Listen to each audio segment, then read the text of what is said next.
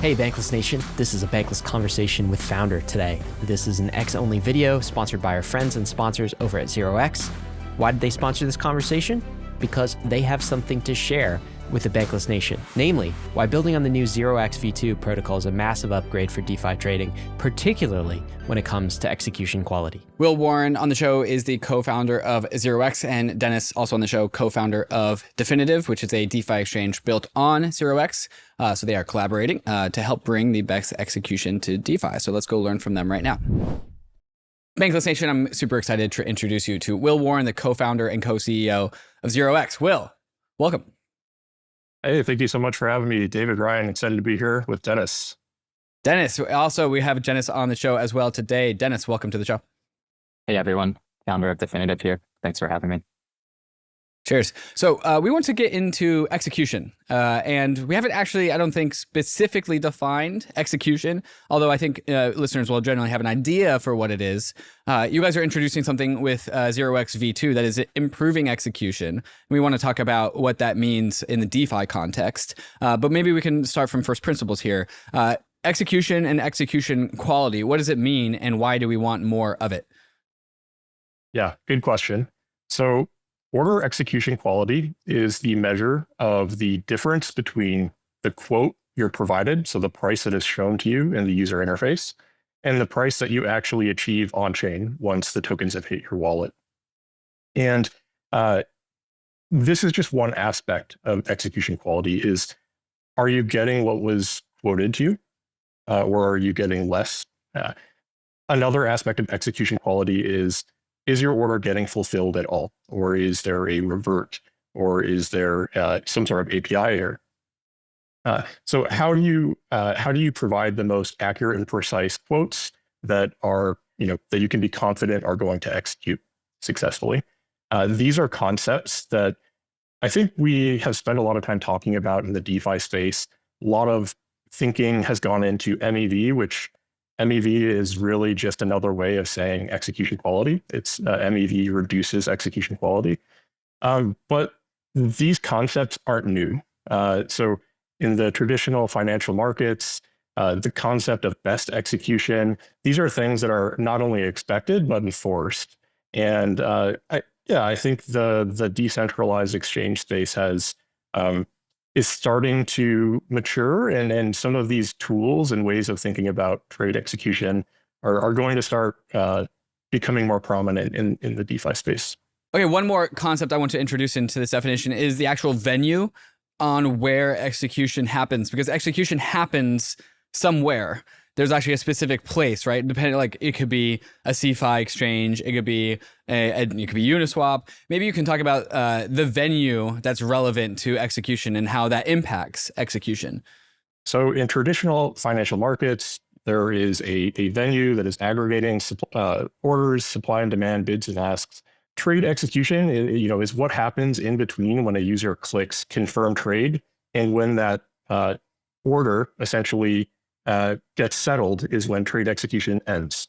Everything that occurs between confirming a trade in the UI and settling the trade for a realized price on the blockchain or on whatever database ledger you happen to be settling to.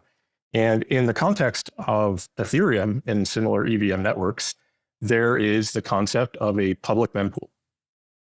And the public mempool is just a place where transactions that are waiting to get mined into a block sit around and wait for their turn. And the public mempool is public, so anyone can see the transactions that are sitting waiting to get mined into a block.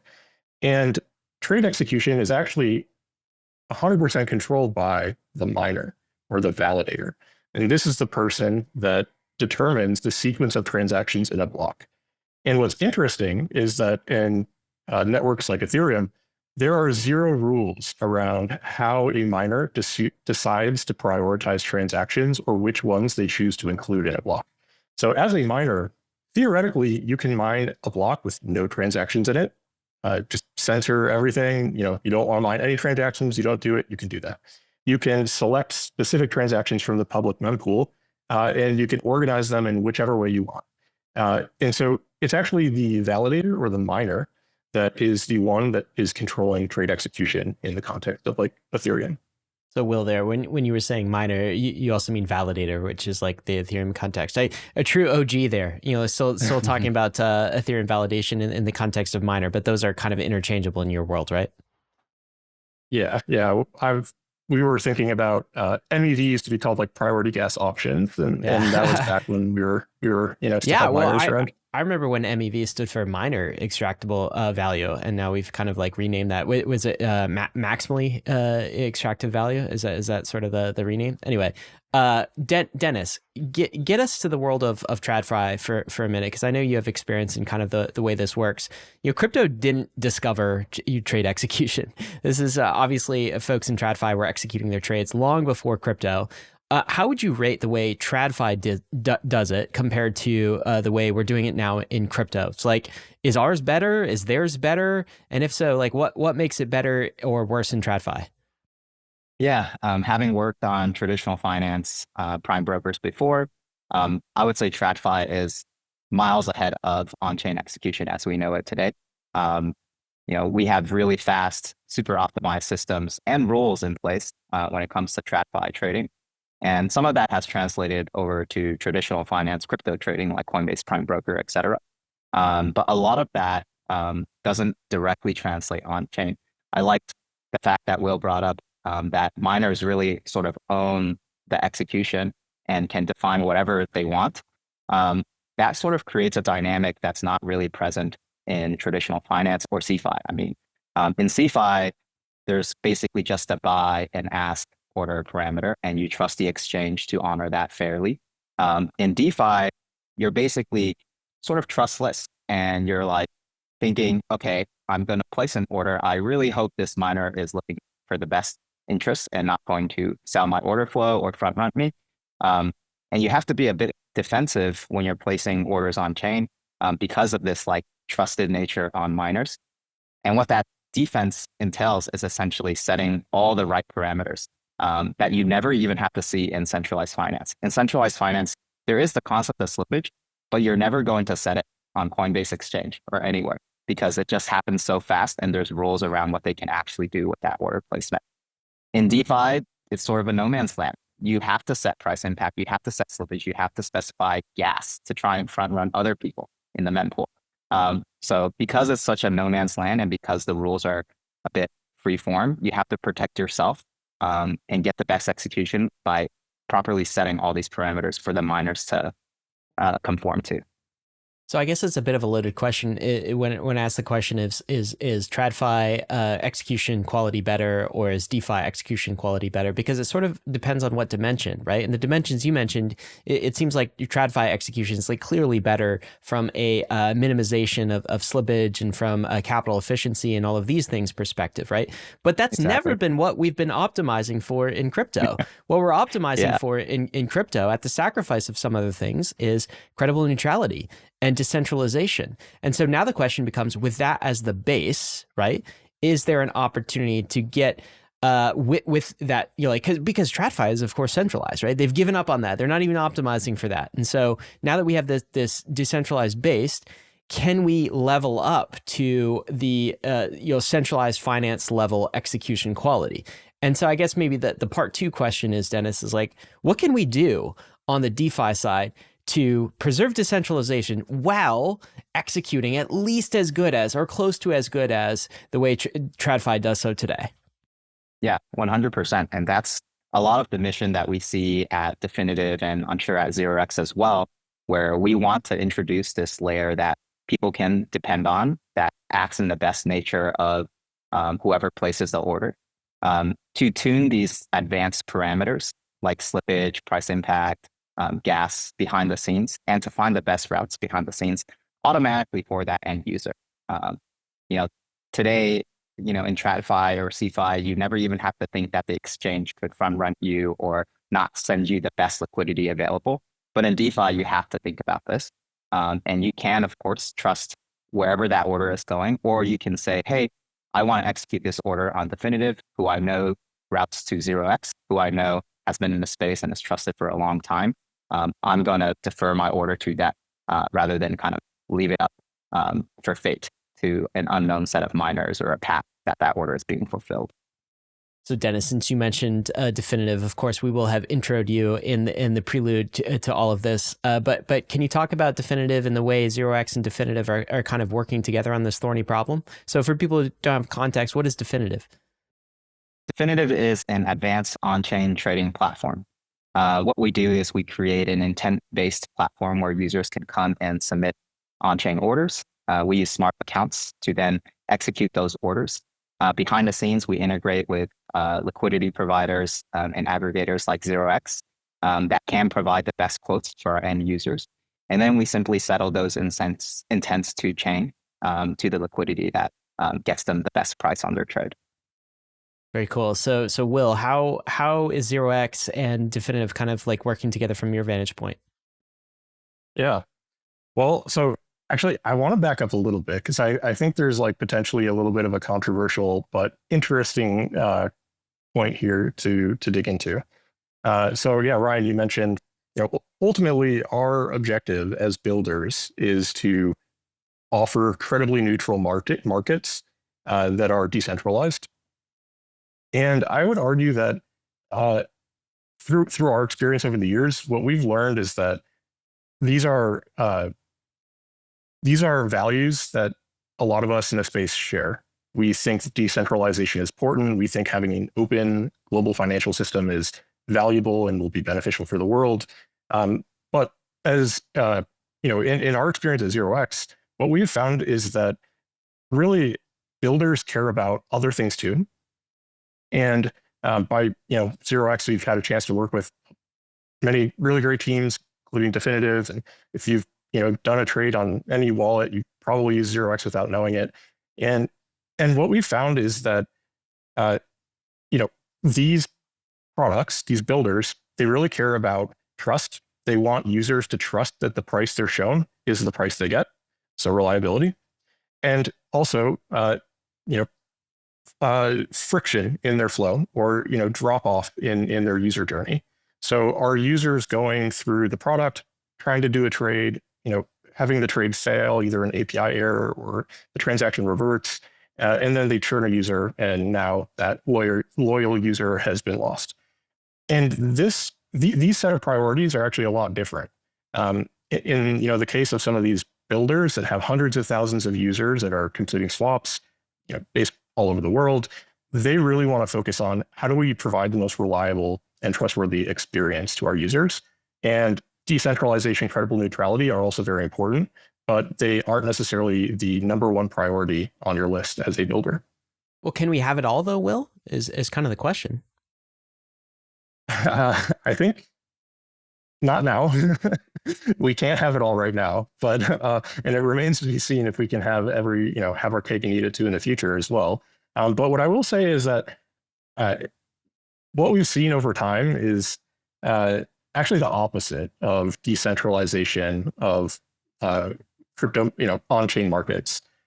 We've seen this MEV supply chain sort of form around tools like flashbots. So flashbots protect, they allow you to broadcast your transactions privately so they can't be seen in the public mempool and front run or manipulated. And what we've seen is kind of downstream of flashbots protect or similar types of private RPCs, there's been this like long supply chain of MEV stakeholders. And every single one of these players has mouths to feed. And at some point, the decentralization creates more mouths to feed than can be fed, unless users are getting a worse price. And so I think there is this fundamental tension between decentralized markets, decentralized trade execution, and efficiency. Pretty much the same fundamental question you see when you're talking about any blockchain trade-offs. So I don't know that we can have our cake and eat it too. If we're kind of watching the MEV supply chain form and all these different layers, like I would argue that we've definitely seen the opposite to date. How do you feel about that trend, though, Will? Because I think over the years, the market structure that's in this backend for execution has both grown in its sophistication of actors trying to take nibbles out of trades, the MEV supply chain, yet also the existence of those actors also are making execution better too. It's a little bit of both. There's more market makers coming in. The MEV supply chain is getting more efficient for all parties, even though that is efficiency at taking out some of the execution from retail. But then there's also mechanisms coming online that also do provide, better execution mechanisms, better auctions. So I think there's like a tension here, where maybe like we're making one step forward, one step backwards. But how would you feel about the overarching trend? And I know like maybe it's not hard to, maybe it's not possible to have our cake and eat it too. We have these certain values that we want to be. We want to be on bankless systems. Decentralization is slower than centralization. Freedom ain't free. But also at the same time, we have mechanisms, we have new tools, and also something that you guys are introducing, 0xv2, is literally going after better execution. So we're some parts of this stack are going in the right direction. Maybe you could talk about 0xv2 and talk about how it's improving the execution supply chain. Yeah. So 0xv2, it's a trading API. It's a drop-in solution to embed swaps into your on-chain application. So a wide variety of different products out there need swapping functionality for their users. It's kind of like the de facto business model. Swap fees are like the de facto business model for all the big wallets.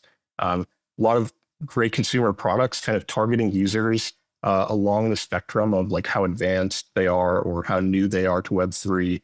And yeah, so Dennis and Definitive have built like a really great advanced trading terminal, as well as a swap widget that sources quotes from 0x and other solutions as well.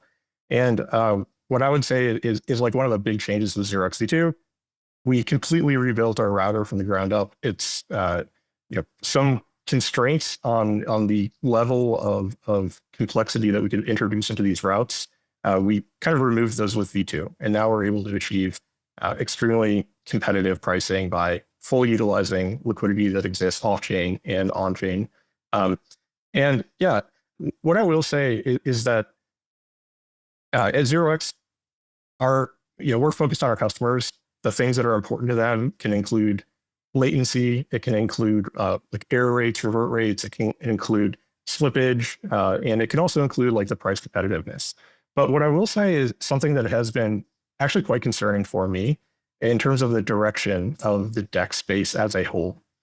And I think this actually is a big problem, is with the rise of meta aggregation. So meta aggregators are products that will, collect quotes from a variety of different solutions like 0x, like 1inch, like Paraswap, et cetera. What has occurred with meta aggregators is they are routing strictly based on who can offer the best quoted price. But this has nothing to do with, is that price actually achievable on chain? And is this price going to execute successfully on chain?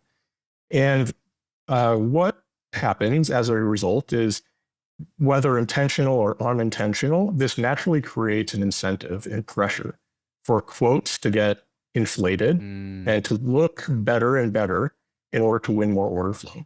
But there is no feedback loop there to ensure that the realized prices that are actually achieved on chain are consistent with the quoted prices. This is an incentive issue that I do think can potentially negatively impact the entire space when it comes to regulation. But I also think that it creates a dynamic that is worse for users. If users are essentially being exposed to these different entities that don't necessarily have precision and accuracy in their of these financial transactions in mind, it isn't beneficial for the end user. So yeah, I guess to summarize, we're very focused on execution quality. We're very focused on reliability and the elements that matter in a consumer product. But meta aggregation as a whole, I think, is a bad path to go down in its current form, unless there is some sort of controls to ensure there's consistent execution quality. Things like the national best bid or offer are these concepts in traditional markets that help to establish standards around pricing and kind of alleviate some of these issues to inflate quotes and so forth. And yeah, we're currently missing those tools in DeFi. Okay, so when I go to an aggregator and I use two different places to do my swaps in crypto, either Matcha or CalSwap, and Matcha uses 0x in the background. Maybe I don't think CalSwap does. I think they kind of have their own proprietary mechanisms. And I expect that when the number quoted to me when I want to swap, 1,000 USDC for Ether, that I am told some number by the front end. And you're saying on some aggregators out there that number being showed to me is not actually an assurance about the number of tokens that I will receive once that trade is actually executed on chain. So what's the point of showing me the number at all if they can just show me any number? Like, I want to be given an assurance. I thought the whole idea here is that this is actually the quote is actually a promise of tokens to be delivered. Am I misunderstanding something? Yeah, I don't know that you're misunderstanding something. I think it just might be that there are some misrepresentations or there's some misunderstanding in the entire space around how we surface these things to users. And yeah, so one of the ways that you can work through this challenge, and so I would say like a best practice as a meta aggregator, is something that Definitive does, which is to simulate transactions or simulate quotes to verify that they are going to do what they say they're going to do. And yeah, I think Definitive's been one of the early teams to do this. I imagine it has something to do with your background, Dennis, and working on a prime broker and understanding these concepts of trade execution. But I'd love to hear how you're using transaction simulation in your stack. Yeah. Transaction simulation is basically like quote police. I like that you said that you can't trust these quotes because now you have sort of this like visible auction of these meta aggregators just trying to get the best quote for the end user, knowing that the end user probably has 0.5% or 2% slippage set, knowing that they can get away with drifting away from what's actually executable in reality, and then giving you a quote that's unrealistic so they can be that top bid. So you can go and select that top bid on the meta aggregator. So basically, it's like a who watches the watchman there. You do need an extra layer of simulations behind the scenes. The user's not going to do it. They're not going to open up like Tenderly in their browser and like simulate the swap that they're trying to do. They're just going to press enter. So if you had a platform like Definitive, where on every swap, you essentially have an automated quant team simulating all sorts of quotes for you behind the scenes and telling you, hey, looks like 5 out of 10 of these quotes are unreal. Here are the 5 real ones. We're going to select the one that's going to be the cheapest on both price impact, gas, slippage, and then we're going to submit it for you to get you that best price. That's really what you need behind every trade. And that's kind of what we're trying to do at Definitive. That's kind of cool because I imagine that's what anyone from TradFi is going to who's buying inside and doing trades inside is going to basically expect. And if what they get is what Will just described, which is kind of like a bait and switch type of thing, is like, you see in your interface that a certain number pops up, and then when it's actually executed, you get like something like far worse. Then they're going to be deeply disappointed with their DeFi experience. So Dennis, I guess with Definitive that's built basically on 0x V2, how close are we to, and how close are you and that experience to being like as good as TradFi from a trade execution perspective? Are we like right there, or do we still have a ways to go? I think at Definitive, we're about 80% close, and 0x helps us get there much faster. The quotes coming from 0x are pretty much 100% reliable. About 20% of our volume routes through 0x today. And comparing them to sort of other aggregators that we implement, other aggregators often misquote, and we basically don't route to them because there's a chance of revert. And you never want to have reverts happen for your end user. So just kind of ironing out the rough edges and sort of improving systems so that we can get more reliable fills, more consistent execution, using services like 0x that are pretty accurate when they provide their quotes. That will ultimately get us closer and closer to TradFi. What they expect when you press the button, you get the fill based on the price that you see. I remember at Coinbase Prime Broker, we had clients come to us because cents were off on their order, like micro cents. And Wow. they would look at sort of the tape that they see on their end, that their quant team is looking at. These are the sort of precisions that we need to get to in DeFi. I think there's still 20%, but that last 20% is so much ground to cover. So the benefit of using 0xv2 is what then, Dennis? Is it the quotes are much more accurate? You're not getting the transaction reversion. It's that kind of trade execution quality upgrade. Is that it? Yep, it's speed. Don't need to retry that often. Quotes are more accurate. Prices are more accurate. Less gas, and then liquidity coverage. Just being able to support multiple chains, multiple pockets of liquidity, touch all the venues on chain. That's ultimately going to be the best return for the customer. So Will, let's talk about 0xv2. So since we've known you in the space, you've been building basically like, trade DEX type infrastructure for other organizations, for other interfaces, right? I know Matcha is basically your own kind of like 0x home built interface, which David, as you mentioned, uses it to trade. I use it to trade. It's fantastic. But 0x from a protocol perspective is open to a builder community. What sort of things do you want to see built on the new 0x v2 protocol? I imagine it's things like definitive. Do you have other things in mind? And for a builder who's listening to this, how do they get started? What should they even do? Oh man, that's a good question. Well, it might be a bit of a cop out, but it's true. What I want to see built are the things that originally got my co-founder Amir and I really excited about Ethereum as a whole. So when we first started working on 0x, it was really because we felt this strong conviction that all forms of value are going to be tokenized. There's going to be billions of tokenized assets on blockchains like Ethereum, traditional assets, stocks, bonds, startup equity, all the way to like abstract forms of value, like digital video game items and airline miles and all that kind of stuff. This is like, back before NFTs really came around and, I think demonstrated like the power of tokenization, even if there isn't necessarily like a real underlying asset as much as there is like IP and community. And so, the things that get us really excited at 0x are just new use cases and experiments with tokenization. Seeing what communities can do with these coordination mechanisms that we call tokens. Really we're focused on, the long tail. We want to see all of the innovation emerge through tokenization. And, we want to make sure that both 0x and Matcha are able to provide a safe and reliable, way to navigate Web3 tokens.